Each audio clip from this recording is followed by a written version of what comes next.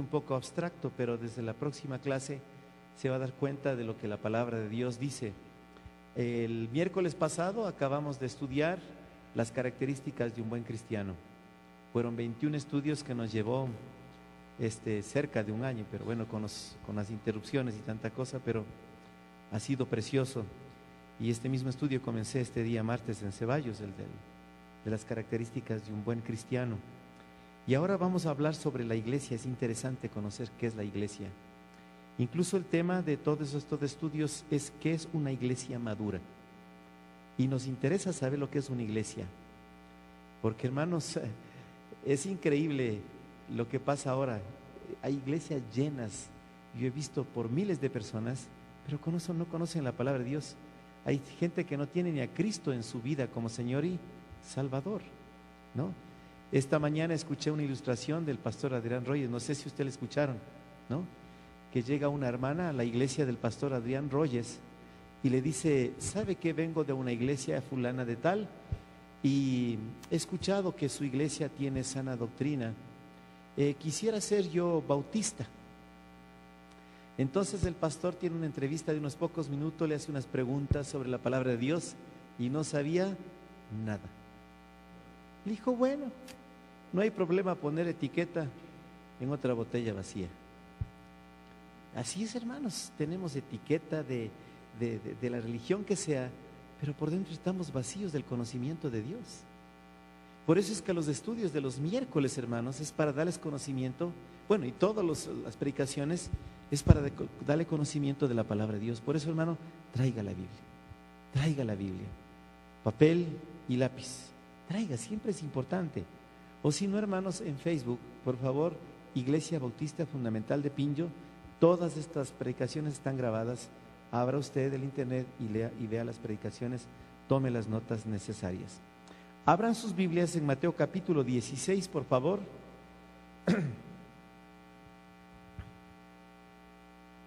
Vamos a leer desde el verso 13 hasta el 19. Mateo 16 del 13 al 19, y a medida que sigue encontrando la cita bíblica, le ruego ponerse de pie, por favor. Mateo capítulo 16, desde el verso 13 hasta el 19, y vamos a leer alternando la lectura. El primer versículo lo va a hacer su servidor, puestos todos de pie, así no tenga la Biblia, en reverencia a su palabra. La palabra de Dios dice en Mateo 16, comenzando desde el verso 13: viniendo Jesús a la región de Cesarea de Filipo, preguntó a sus discípulos diciendo: ¿quién dicen los hombres que es el Hijo del Hombre? ¿Ustedes?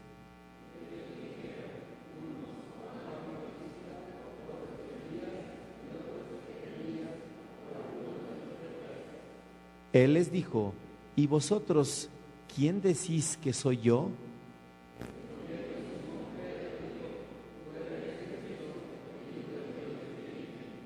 Entonces le respondió Jesús: bienaventurados eres, Simón, hijo de Jonás, porque no te lo reveló carne ni sangre, sino mi Padre que está en los cielos.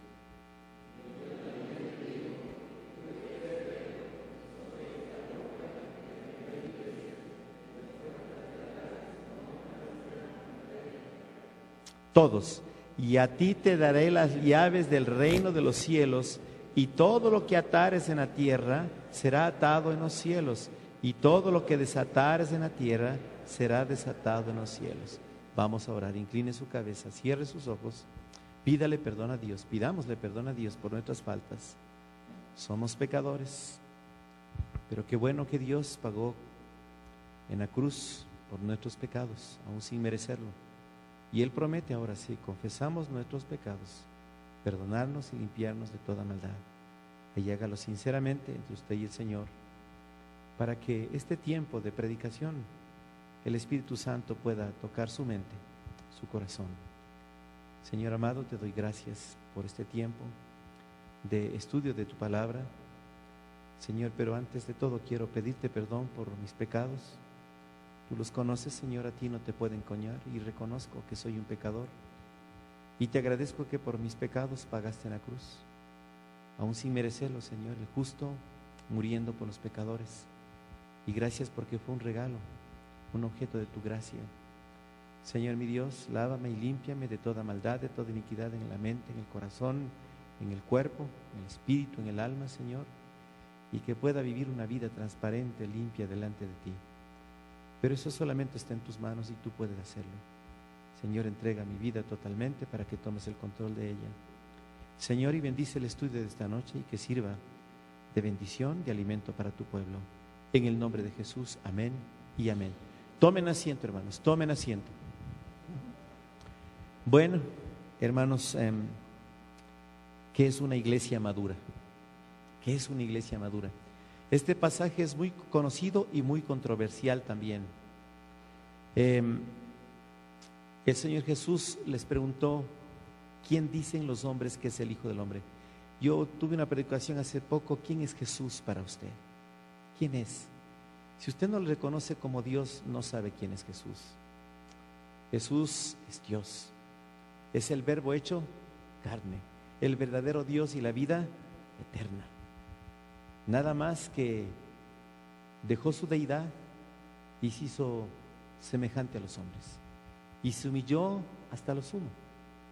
Es Dios hecho carne en la persona de Jesucristo y en Jesucristo viendo la gloria de Dios. Entonces les pregunta, ¿quién dicen ustedes que es la gente? Y la gente pues tiene muchos conceptos de Cristo. ¿Y vosotros quién decís que soy yo? Respondiendo Simón Pedro dijo, tú eres el Cristo, el Hijo del Dios viviente.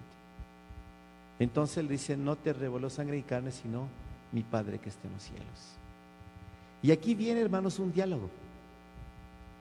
En el verso 18, y ahí le vemos al apóstol Pedro, Simón Pedro, y al Señor Jesús. Vea el verso 18. Hermano Pedrito, ¿puede venir acá por favor un momentito? Aprovechemos, usted se llama Pedro. Ya. Ahí, hermano Pedrito. Exacto. Entonces hay un diálogo. Pedro le dice, tú eres el Cristo, el Hijo del Dios viviente. Le dice aquí en el versículo 16. Entonces Jesús le dice, bienaventurado eres Simón, hijo de Jonás, porque no te reveló carne ni sangre, sino mi Padre que está en los cielos. Le dice bienaventurado a Pedro. Ahora el diálogo, y le dice aquí, yo también te digo que tú eres Pedro. Tú eres Pedro. Escuche bien. Y sobre esta roca edificaré mi iglesia. Amén. Tú eres Pedro. La palabra Pedro es piedra pequeña. Pero yo soy la roca. Y sobre esta roca edificaré mi iglesia, no tu iglesia, mi iglesia. Hermanos, aquí en este diálogo se rompe la tradición de que Pedro es el primer papa. A quien le encargó la iglesia. Cuando le dice a Pedro, en el verso, a ti te daré las llaves del reino de los cielos, no es que era el portero del cielo. Y dice, y todo lo que atares en la tierra será atado en los cielos, y todo lo que desatares será desatado en los cielos. Cuando dice te daré las llaves, le estaba encargando la predicación del evangelio. Porque el evangelio son las únicas llaves que abren las puertas del reino de Dios, del cielo. Y toda persona que tenga la fe como Pedro debe tener las llaves. Y toda persona que esté en la iglesia de Cristo debe usar las llaves, que es el evangelio, que es la única manera de abrir las puertas del reino de los cielos. No es que el apóstol Pedro está parado con unas llaves para dejarle entrar a la gente al cielo. No es cierto. No. Pero qué tristeza, ¿no? Que dicen que él es el primer papa. Es papá, pero no papa. Y si es papa, puede ser papachola, lo que quiera. Pero es una mentira, hermanos. No es así la cosa. No es así, porque si ustedes ven en el proceso del ministerio de Pedro, es una persona bien difícil. Incluso el apóstol Pablo tiene que cara a cara ponerle en el puesto al apóstol Pedro. Es más, el apóstol Pedro fue escogido para evangelizar a los judíos. el apóstol Pablo a todos los gentiles. Y se conoce el Evangelio no por Pedro, sino por el apóstol Pablo en Europa, en el Nuevo Mundo. No por Pedro, sino por Pablo. Ahora, la iglesia no es de Pedro. ¿De quién es? Del Señor Jesucristo. Tú eres Pedro, pero sobre esta roca edificaré mi iglesia. No dijo tu iglesia. A ti lo que te voy a dar son las llaves para que prediques el Evangelio y la gente pase a mi reino. Ya quiere llevarse mi carro el hermano. Gracias, hermano Pedrito. Es todo lo que quería explicarles. ¿Sí van entendiendo, hermanos? Esto es importante. Esto es importante. Entonces, es una tristeza pensar que Pedro es el primer papa. No, no es así. Y el fundador de la iglesia tampoco es Pedro. La iglesia es del Señor Jesucristo. Es del Señor Jesucristo. ¿Quién es la cabeza de la iglesia? Cristo, no es Pedro. Es la cabeza de la iglesia. Tal vez Pedro puede ser la cabeza de la iglesia católica para los católicos, pero no para la iglesia del Señor Jesucristo. Amén, hermanos. Bueno, empezamos bien, gracias a Dios. Hermanos, la palabra iglesia o iglesias en griego se llama eclesia con doble K. Y aparece en el Nuevo Testamento 115 veces la palabra eclesia. Desde Mateo hasta Apocalipsis, 115 veces. Ahora, quiero que me entiendan, la palabra eclesia significa asamblea, reunión de personas. Y en el principio no se utilizaba la palabra eclesia para la iglesia de los cristianos, era para todo tipo de asamblea, cristianos o no cristianos. Ahí estaba reunido el Comité Pro Mejoras de Jerusalén, eso se llamaba eclesia porque era una asamblea. Acá estaban reunidos los cristianos, le llamaban eclesia porque estaban en una especie de asamblea aprendiendo la palabra de Dios. Entonces al principio la palabra eclesia fue usada tanto para el medio secular como para el medio cristiano a un grupo de personas reunidos en una especie de asamblea. Mire, quiero que vean Hechos capítulo 19. Hechos 19. Y vayan notando, hermanos, porque esto es importante. Hermano, es conocimiento de la palabra de Dios. Hechos 19, el verso 32.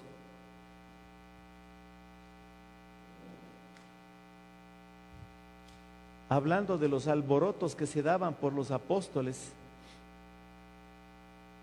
Hechos 19. Y esto era el alboroto en Éfeso.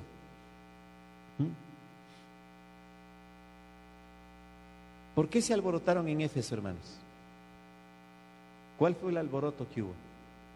Sencillo, mire dónde empieza el alboroto, verso 23. Hubo por aquel tiempo un disturbio no pequeño acerca del camino. La palabra camino está con mayúscula o minúscula.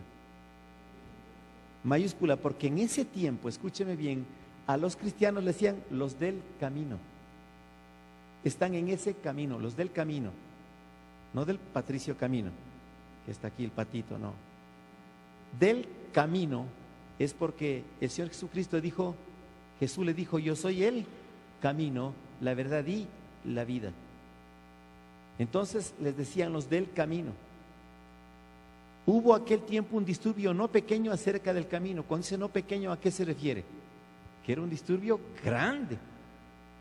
¿Por qué? Por causa del cristianismo, por causa de Cristo. ¿Por qué? Porque Cristo es la verdad, su palabra es verdad. Por eso, hermanos, qué pena, hermanos, que usted se identifique. Mire este vaso acá. Aquí está Bautista puesto.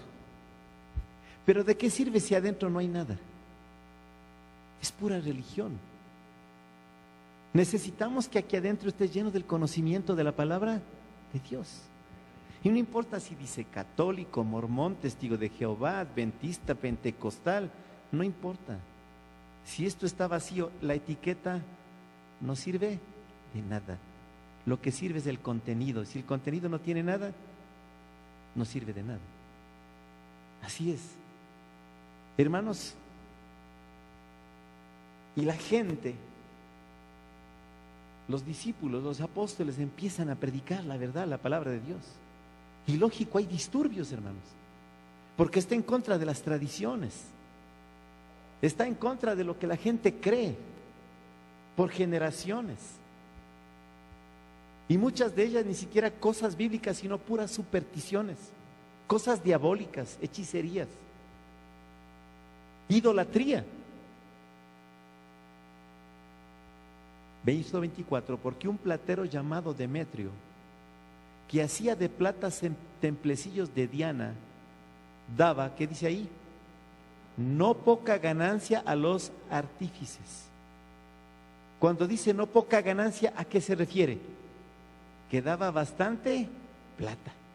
Eso es lo que hace la idolatría, da bastante plata, hermanos. Vender imágenes, estampas, escapularios, todo eso, hermanos, da plata, genera dinero. La Iglesia Católica sabe que es un pecado, pero no le interesa porque eso genera dinero. Y es más, en la China mandan a fabricar por millones de esas cosas. En México, la imagen de Guadalupe, hermanos, tiene hasta ya registro único, tiene patente, que si usted le duplica va preso, hermanos. ¿Por qué? Porque eso genera dinero. Genera dinero. Visite, por favor, mi página de Facebook. Ahí mandé un video sobre la idolatría. Véale el video. Cómo le visten y le desvisten a una imagen de María. Le sacan los brazos porque son ensambladas. Por acá polillada y por acá también. Pero cuando le visten con coronas y cosas, la gente ve esa esplendidez y sigue, hermanos. Un objeto hecho por manos humanas, de madera, que ya se está hasta apolillando. Entonces este platero Demetrio hacía templecillos de Diana, que era la diosa en ese tiempo, y dice, daba no poca ganancia a los artífices, a los cuales, reunidos con los obreros del mismo oficio, dijo: varones, ¿sabéis que de este oficio obtenemos qué? ¿Qué, hermanos? Nuestra riqueza.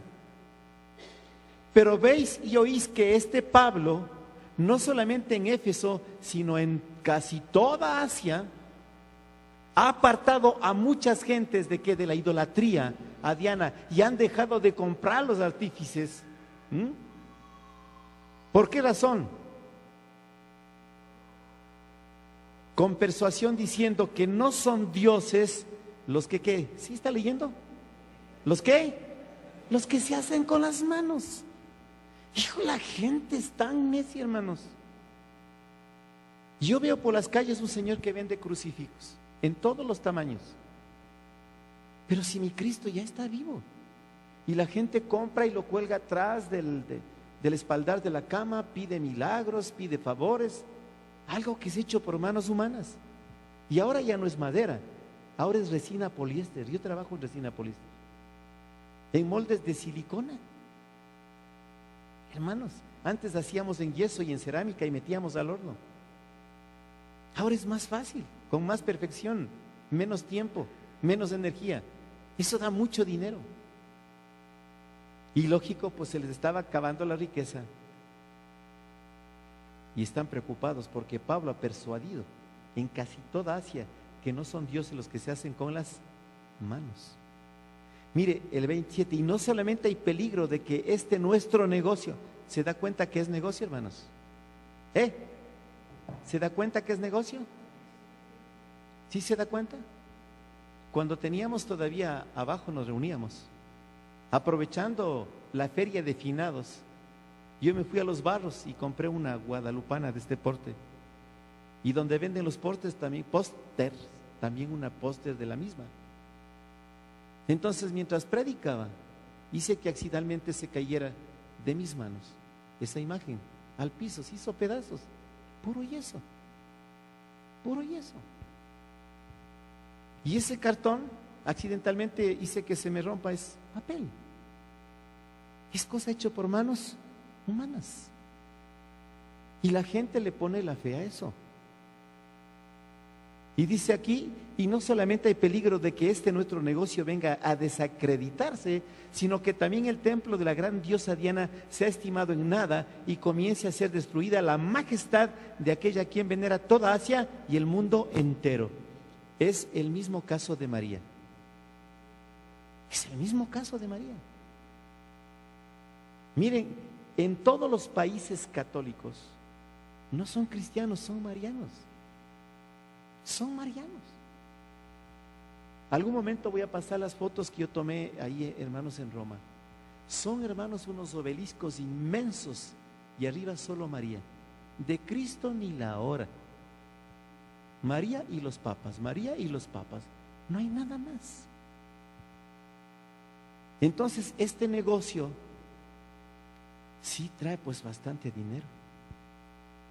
El año pasado, más de 500,000 personas, escúcheme bien, visitaron el Cisne en la provincia de Loja.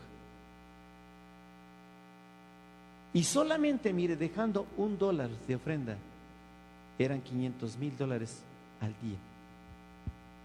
Así que yo le voy a traer esa imagen porque necesito pagar el terreno, hermanos. Mediodía, nada más, nada más. Hermanos, es buen negocio. Buen negocio. Es tremendo, hermanos. Ahora, yo no sé por qué me fui por ahí, pero vale la pena. Cuando oyeron estas cosas, se llenaron de ira y gritaron diciendo: grande es Diana de los Efesios. Y es lo mismo que dirían aquí. Miren, ¿sabe lo que dice? Yo había algo que el Papa había dicho. Qué pena de los evangélicos. Bueno, a todos los cristianos dicen evangélicos. Si no creen en María, son huérfanos. No, hermanos.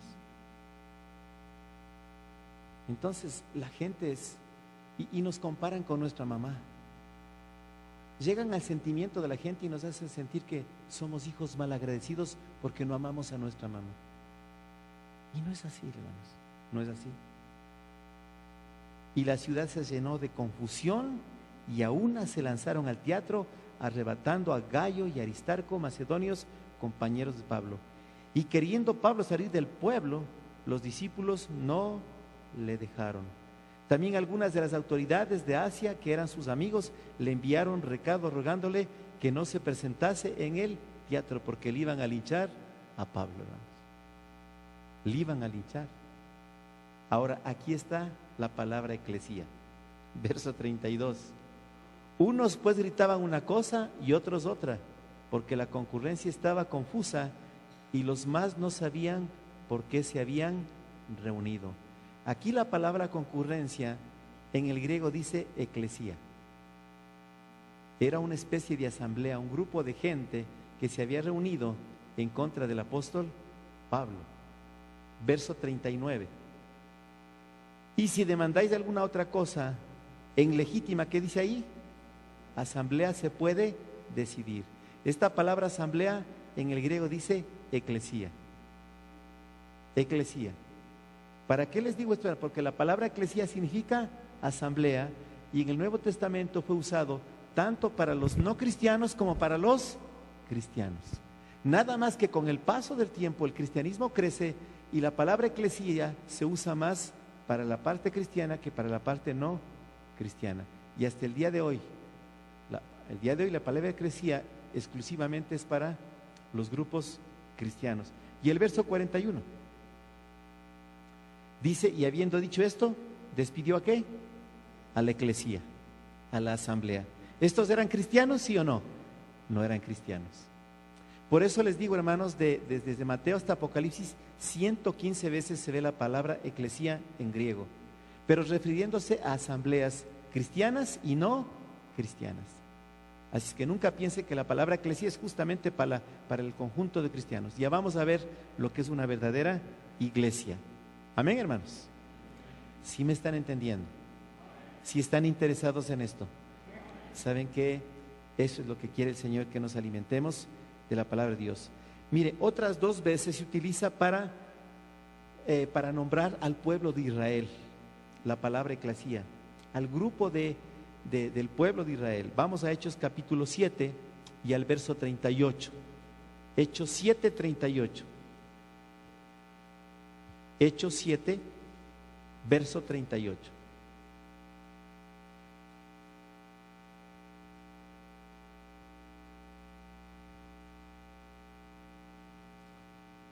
Dice, este es aquel Moisés que estuvo en la congregación en el desierto con el ángel que le hablaba en el monte Sinaí y con nuestros padres y que recibió palabras de vida que darnos. Hermanos, ¿quién está? ¿Usted sabe quién está predicando aquí? ¿Ah? Esteban. Esteban está predicando desde el Génesis, hermanos, hasta la venida de Cristo, hasta la muerte de Cristo. Dios no habita en templos hechos por manos humanas. Ay, cuando se calentaron, le empezaron a apedrear. Sí, porque la idea es que el católico pasa por templos haciendo. ¿Por qué? Así es. ¿Acaso no le decían ustedes el día domingo, anda el domingo a misa, busca a Dios? Se busca todo el día dentro de templos hechos por manos humanas. Es dueño del universo. Y justamente cuando Esteban está predicando, habla, este es aquel Moisés que estuvo en la eclesía en el desierto. Estaba en la congregación con el ángel que le hablaba en el monte con nuestros padres y que recibió palabras de vida que darnos. Ahora vamos a Hebreos 2:12. Esta palabra eclesía se refiere al pueblo de Israel, al grupo de israelitas. Hebreos 2:12.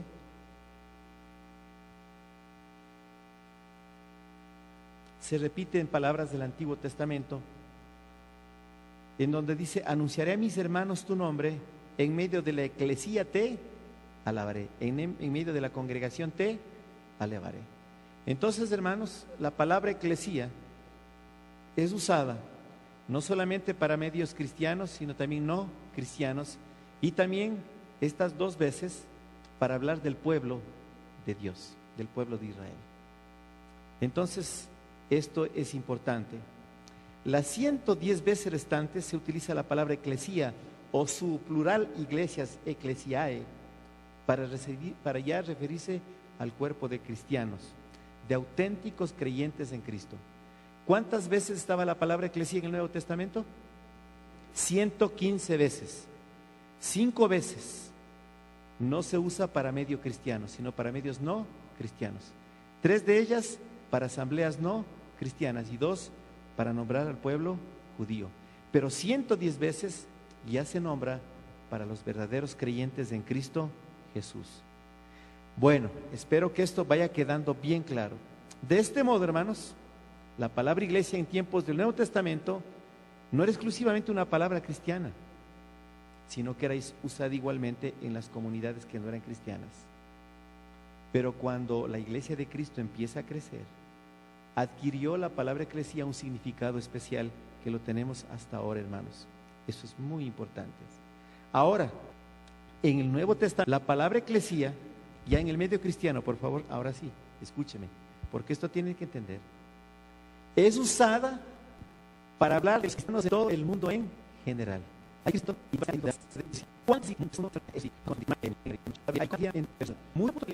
No está. Nada más que muchos teólogos, muchos maestros, para poder identificar la iglesia local, para nosotros, la iglesia universal. Pero no está la palabra universal aquí en la Biblia. Es más, así le enseñaron a ustedes.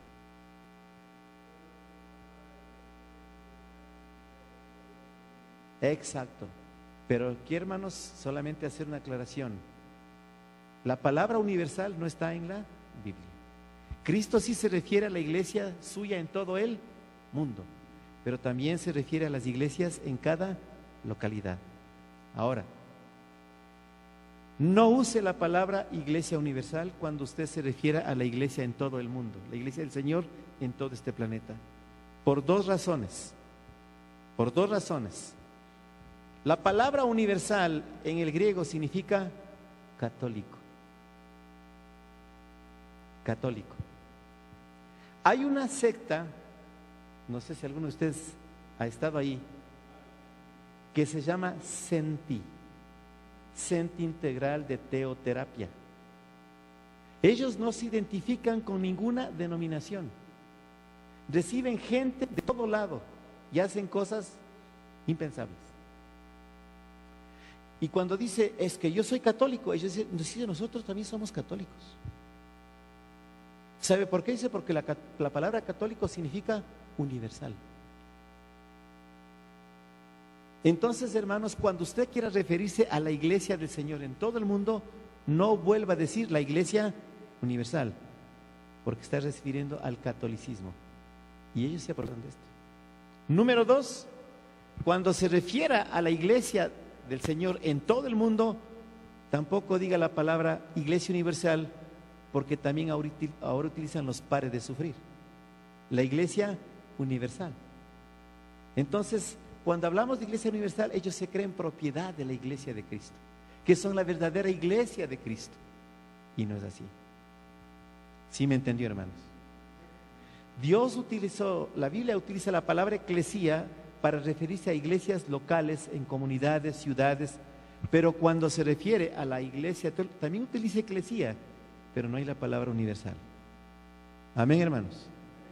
Entonces, cuando usted quiera decir la iglesia, diga la iglesia del Señor en todo el mundo. No diga la iglesia del Señor, o la iglesia de todos los creyentes en todo el mundo.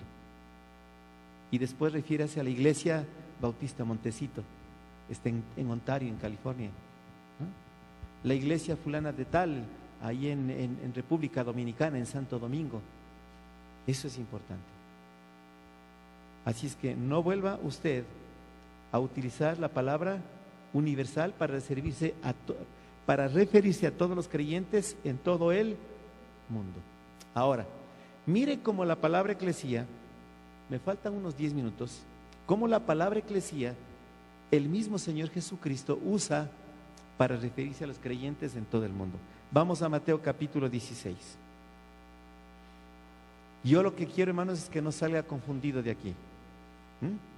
Bueno, vamos a seguir evaluando. ¿Cuántas veces la palabra eclesía está en el Nuevo Testamento? 115 veces. ¿Cuántas veces se utiliza la palabra eclesía para referirse a la iglesia exclusivamente? 110 veces. Las 5 restantes, 3 ¿para qué? Para asambleas no cristianas. Y las 2 para referirse al pueblo de Israel. Pero las 110 exclusivamente para la iglesia, tanto local como para todos los creyentes en todo el mundo. ¿Sí? Así es que, cuidado con eso de iglesia universal. ¿Listo? Entonces, Mateo 16, verso 18 dice lo que hablamos hace rato, poniendo aquí como ejemplo al hermano Pedrito. Y yo también te digo que tú eres Pedro, y sobre esta roca edificaré mi iglesia. Cuando dice mi iglesia, ¿a cuál iglesia se refiere? ¿A la iglesia en todo el mundo o a la iglesia en un lugar local? En todo el mundo. Aquí la palabra eclesía, mi iglesia, mi eclesía, se refiere a los creyentes en todo el mundo, que iba a haber iglesias en todo el mundo, mi iglesia en todo el mundo. Miren, eso hay que ir distinguiendo. Mateo capítulo 18, verso 17.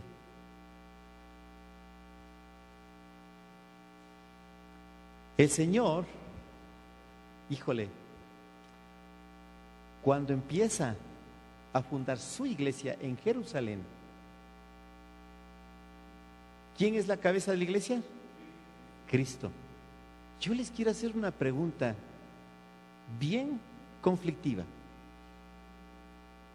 Si la cabeza es Cristo, ¿cuándo comenzó la iglesia? ¿Cuando estuvo Cristo o cuando Cristo se fue?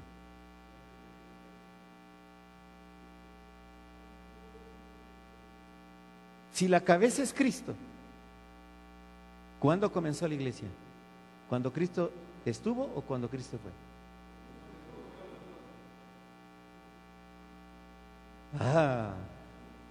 Tremendo es eso, ¿no? Yo creo que voy a pelear con el hermano Denis y el hermano Yanni tal vez, o con alguno de ustedes. Le hago una pregunta. ¿Cuántos se quedaron en el aposento alto orando cuando Jesucristo ascendió? ¿Cuántos? ¿Cuántos? Hermanos, ¿cuántos eran? 120. 120 en el aposento alto, con María, incluso la madre de Jesús. Y ahí vino en el día de Pentecostés vino el Espíritu Santo. El apóstol Pedro predica. ¿Cuántos se convierten? ¿Cuántos? ¿Y se añadieron a qué? ¿Qué iglesia, pues? ¿Qué iglesia? Y yo me añado a algo que existe, ¿sí o no, hermanos? ¿Sí o no? Entonces ya existía iglesia. Nada más que con el poder del Espíritu Santo. Y cuando venga el Espíritu Santo sobre ustedes, recibirán poder. ¿Para qué? Para hablar de mí. Les dio poder para evangelizar.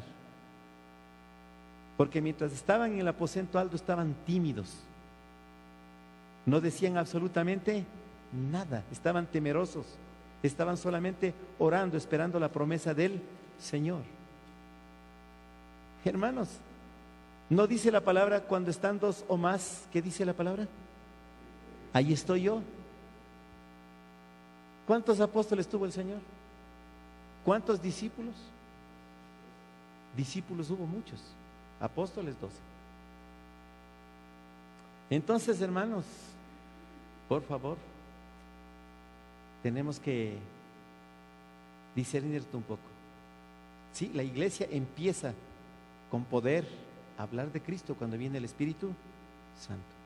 Así es. Pero con Cristo ya había iglesia, ¿sí o no? Claro, lógico. Esto es discutible. Bueno, después de esto nos vamos y conversamos mano a mano. Sí, hermanos, es que es lógico, ¿no? Mire, Hechos capítulo 1. Hechos capítulo 1.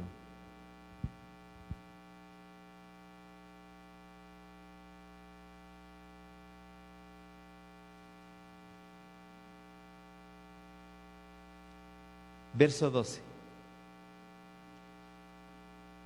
Miren, cuando el Señor asciende, se va a los cielos. Pero es que es precioso lo que se ve aquí en Hechos 1. Es tan lindo, hermano. Es tan precioso. En el verso dice: entonces volvieron a Jerusalén desde el monte en que se llama el del Olivar, el cual está cerca de Jerusalén, camino de un día de reposo. Y entrados subieron al aposento alto donde moraban ¿qué? Pedro y Jacobo, Juan, Andrés, Felipe, Tomás, Bartolomé, Mateo y Jacobo, hijo de Alfeo, Simón el celote, Judas, hermano de Jacobo. Todos estos perseveraban unánimes en oración y ruego con las mujeres y con María, la madre de Jesús, y con sus hermanos. En aquellos días Pedro se levantó en medio de los hermanos, y los reunidos eran como ¿qué? 120 en número. Ah, carambas, estaban orando, 120. Y a estos se les añadieron ¿cuántos? 3,000. Entonces en el día de Pentecostés la iglesia fue de ¿cuántos? 3,120, hermanitos. ¿Cuántos estamos aquí? Yo conté casi 60. ¿Se dan cuenta que estaban 120 orando en el aposento alto? El doble de lo que estamos aquí. ¿Y eso no es una iglesia? ¿No es una asamblea? ¿No es una eclesía? Ah, hermanos, póngase a pensar. Póngase a pensar. No sé qué va a pasar después de esto, pero mande nomás a todo el planeta esta predicación, esta enseñanza. Qué precioso, ¿no? Entonces el Señor se refiere, cuando dice mi iglesia, a todo el mundo. Mateo 18, 17.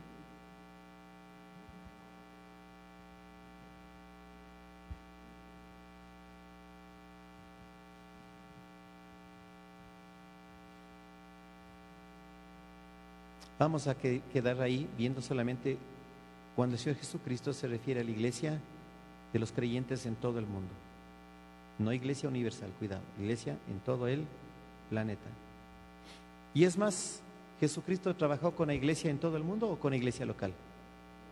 Con la iglesia local, así es. Con la iglesia local, así es.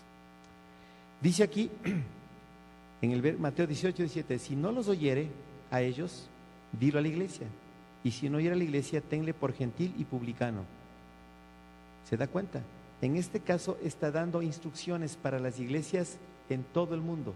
Es sobre la disciplina, hermanos. Y vamos voy a enseñarles un poco más detenidamente en los 2 minutos que me faltan, aquí en Mateo 18, para que vean incluso cómo se trata un problema de disciplina. Vea lo que dice en 18, el verso 15. Dice, por tanto, si tu hermano peca contra ti, ve y repréndele estando tú y él solos. Si te oyere, has ganado a tu hermano. Yo le ruego, querido hermano, le pido de favor, si alguien habla mal de su pastor, no está de acuerdo con lo que hace o lo que dice, hermanos, no sea intermediario. Vea, lo que usted tiene con el pastor, va y dígale en la cara. No, de frente, a tiempo y cara a cara. Y con sabiduría, prudencia, tino, tacto. ¿No? Dígale. Eso está diciendo la Biblia, porque es la mejor manera.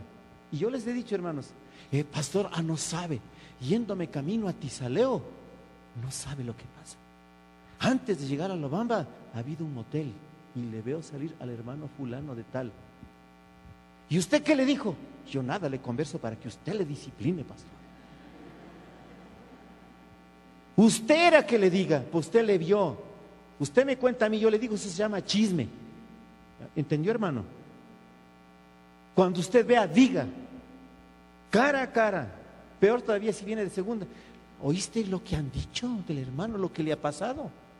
A vos nomás te digo, no dirás a nadie. Pero te cuento para que ores por el pobrecito.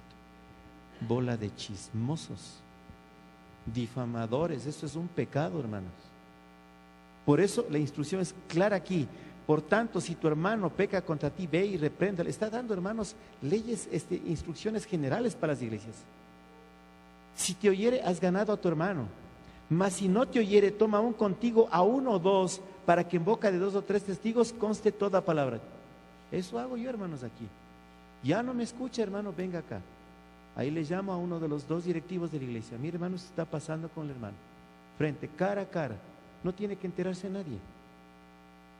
Eso es todo. Secreto entre 2 es secreto, entre 3 ya es chisme, hermano. ¿Entendió? Y es más, entre ustedes y Dios es secreto. A veces ni con la misma esposa es secreto. Ya es chisme porque le daña el corazón. Imagínese que yo le cuento a mi esposa, no sabes que por irme a Tizaleo, antes de Alabamba había un hotel, y le veo salir al hermano fulano de tal, a mi esposa. Mi esposa viene el domingo y le ve al hermano, hipócrita, con la Biblia, con la mujer, con los hijos. ¿Qué cree que hará mi mujer, hermanos? Le ahorca, pues, hermanos. Le queda bien ese sinvergüenza, hipócrita, todavía con la Biblia, con la mujer. Y ya me contó mi marido de dónde ha salido. Me amargó la vida, hermanos. Sea prudente. Sea prudente. Amén. Yo tengo consejerías y casos muy delicados. ¿Qué pasaría si yo le cuento a mi esposa?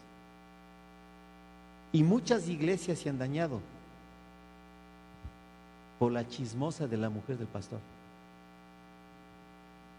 Amén. Agradezca que mi esposa es bien seria es mi esposa, bien, tiene un carácter que la gente a veces dice, oye, hermano, mejor, porque no se presta para cosas así. Así que, hermanos, por favor. Versículo 7, si no los oyere a ellos, dilo a quién, a la iglesia, y si no oyere a la iglesia, tenle por gentil y publicano. Esto dijo antes del día de Pentecostés o después del Pentecostés. Está dando instrucciones a la iglesia antes del Pentecostés, hermanos. Pero es una instrucción general para todas las iglesias, porque ahora la estamos leyendo nosotros y lo leen en todo el planeta. Entonces, ¿qué dice? Hay un problema, frente a frente. Si esta persona se arrepiente, has ganado un hermano, quedaron en paz. Si es terco, turco, tuerca, entonces llama uno o dos, para que en presencia de ellos le diga lo que está pasando. Y si no te oye, entonces ahora sí tiene que conocer la iglesia, no la congregación. Cuando habla de iglesia, habla de un cuerpo maduro de hermanos. Nosotros, por ejemplo, tenemos una junta directiva, somos como 12 o 14, y el hermano es testigo. Aquí hay miembros de la junta. Alguien que ha cometido algo, le llevamos a la junta a una sesión y le damos paso para que explique su problema, pida perdón, oramos por él y empezamos a restaurar su vida. Y aquí nadie ha sabido nada. Si alguien sabe, es por algún chismoso. Esa es la manera. Pero hablando de la instrucción de la iglesia, hermanos, es para la iglesia, todos los creyentes en todo el mundo, esta instrucción. Yo puedo hacer esto aquí en Pinjo, puedo hacer en Ceballos, tengo que hacer en Baños. Si mañana me voy tal vez a una iglesia en los Estados Unidos, tengo que aplicar esta misma regla en los Estados Unidos. No sé, me voy de misionero a la China, voy a hacer en la China, porque esto es una enseñanza para la iglesia en todo el mundo. Cuando se refiere aquí a la palabra eclesia, mi iglesia es la iglesia del Señor en todo el planeta. Amén.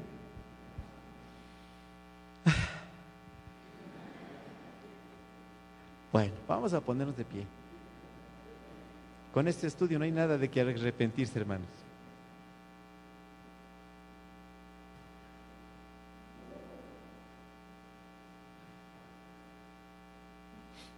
Si estuviera aquí el hermano Carballosa, ya me baja del púlpito, hermano, con esta enseñanza. O Samuel Pérez Millo, Samuel Pérez Millo, Samuel Pérez Millo, Samuel Pérez Millo, Samuel Pérez Millo, Samuel Pérez